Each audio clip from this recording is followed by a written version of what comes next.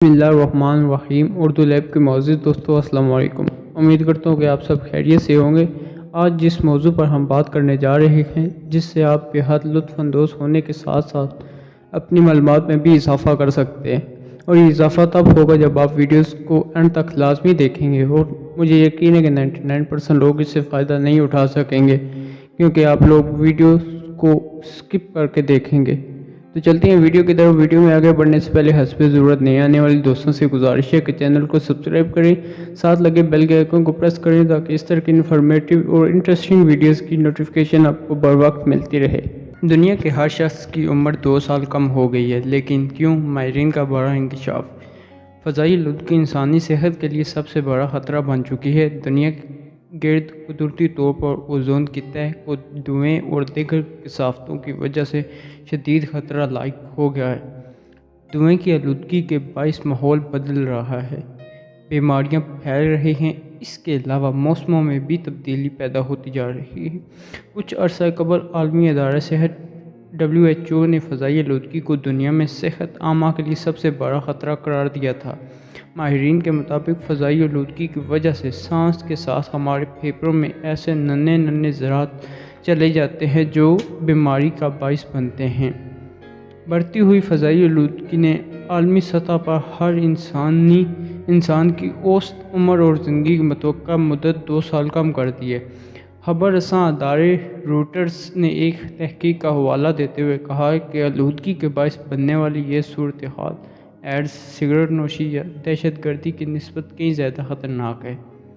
امریکہ کی Chicago university کے allergy policy انسٹی ٹیوٹ آف IPIC کی منگل کو شائع ہونے والی رپورٹ کے مطابق دنیا کی 97% آبادی ان علاقوں میں رہائش پذیر ہے جہاں آلودگی کی سطح مقررہ معیار سے کہیں زیادہ ہے۔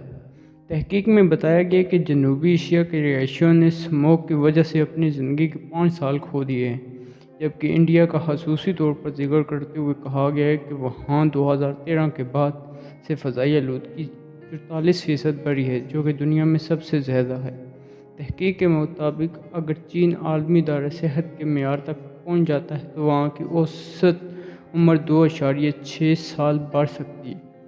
چین وہ ملک ہے جہاں 2013 سے متوقع اوسط میں عمر اضافہ دیکھنے میں آیا ہے، کیونکہ اس نے آلودگی کے خلاف جنگی بنیادوں پر کام شروع کیا تھا اور PM 2.5 کو 40% تک کم کر دیا تھا۔ تحقیق کے مطابق فضائی آلودگی کو ایک اہم عوامی مسئلے کے طور پر نہیں دکھایا گیا اور ہمیشہ نظر انداز کیا جاتا رہا ہے، جبکہ اس سے نمٹنے کے لیے ابھی تک فنڈز بھی ناکافی ہیں۔ IPIC نے آب و ہوا کے معیار کے حوالے سے نئی فہرست جاری کی ہے جس کے لیے سیٹلائٹ ڈیٹا کو استعمال کیا گیا ہے، جس سے پھیپھڑوں کو نقصان پہنچانے والی اجزاء PM 2.5 کے آب و ہوا میں تناسب کا اندازہ لگایا گیا ہے۔